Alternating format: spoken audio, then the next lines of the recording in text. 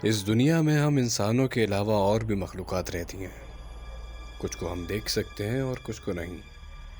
کہتے ہیں کہ جن کو ہم نہیں دیکھ سکتے ان کا وقت، ان کی ڈائمنشن ہم سے مختلف ہے. جیسے کہ ہماری صبح ہوتی ہے تو ان کی رات ہو جاتی ہے، اور سورج ڈھلتے ہی جیسے ہماری رات ہوتی ہے ان کی صبح ہو جاتی ہے. جیسے کہ بڑے بوڑھے کہتے ہیں، مغرب کے وقت بچوں کو گھر کے اندر لے لیا کرو، کیونکہ یہ دوسرے مخلوق کے نکلنے کا وقت ہوتا ہے. ہماری آج کی کہانی بھی کچھ اسی طرح کی ہے.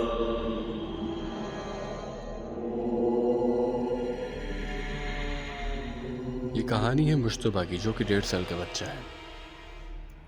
مشتبہ اکثر مغرب کے وقت گھر کی سیڑھیوں کے پاس جا کے بیٹھ جایا کرتا تھا. شروع میں تو گھر والوں نے اس بات پر اتنا دھیان نہیں دیا، لیکن جب کافی دن اسی طرح گزر گئے تو گھر والوں نے نوٹ کیا کہ یہ صرف بیٹھا ہی نہیں ہوتا بلکہ پاس کھیل بھی رہا ہوتا ہے اور باتیں بھی کر رہا ہوتا ہے. پھر ایک رات ایسا ہوا کہ بچے کی بھوک سے آنکھ کھلی. کافی دیر وہ روتا رہا، لیکن جب تک اس کی ماں کی آنکھ کھلی تب تک وہ چپ ہو چکا تھا. اس کی ماں نے دیکھا کہ بچہ کی فیڈر دودھ سے بھری ہوئی ہے اور وہ سکون سے فیڈر پی رہا ہے. یہ دیکھ کر وہ سو گئیں. جب صبح ہوئی تو انہوں نے بچے کے والد سے پوچھا کہ آپ نے اس کو فیڈر دی تھی؟ تو انہوں نے کہا نہیں، میں نے تو نہیں دی. پھر وہ بچے کی دادی کے پاس گئیں، ان سے بھی پوچھا تو انہوں نے کہا نہیں، میں نے نہیں دی، کیونکہ رات کو تو دودھ تھا ہی نہیں گھر میں.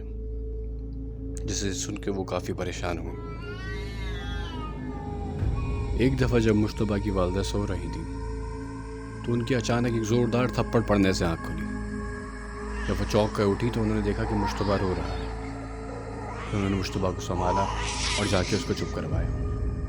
اسی طریقے سے واقعات چلتے رہے گھر کے اندر. ایک دن مشتبہ کی طبیعت اچانک خراب ہو گئی، اتنی زیادہ کہ اس کو ہاسپٹل جانا پڑا، جس پہ ڈاکٹر نے اس کا چیک اپ کے بعد والدین پر غصہ کیا کہ جب بچے کی طبیعت اتنے دن سے خراب تھی تو آپ لے کے کیوں نہیں آئے اسے.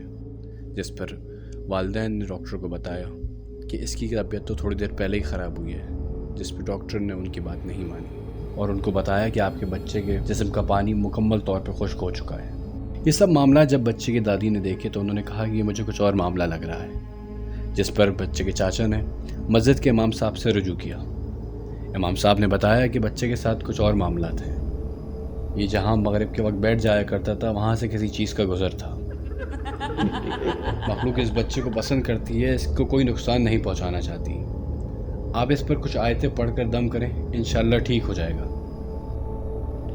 مشتبہ کے چاچا نے ویسا ہی کیا. امام صاحب کی بات مانتے ہوئے وہ ٹائم ٹو ٹائم مشتبہ پہ دم کرتے، جس کی وجہ سے اس کی طبیعت بہتر ہوتی چلی گئی. تھوڑے تھوڑے واقعات کبھی کبھار ہو جایا کرتے، لیکن وقت کے ساتھ وہ بھی ختم ہو گئے. لیکن آج بھی مشتبہ کے گھر والوں کا کہنا ہے کہ ہمیں کبھی کبھار ایسا لگتا ہے کہ مشتبہ کسی کی طرف دیکھ رہا ہے یا کسی سے بات کر رہا ہے. کس طرف؟ جس طرف کوئی نہیں ہوتا، خالی دیوار کی طرف، گھر کے ان حصوں کی طرف جہاں کوئی موجود نہیں ہوتا.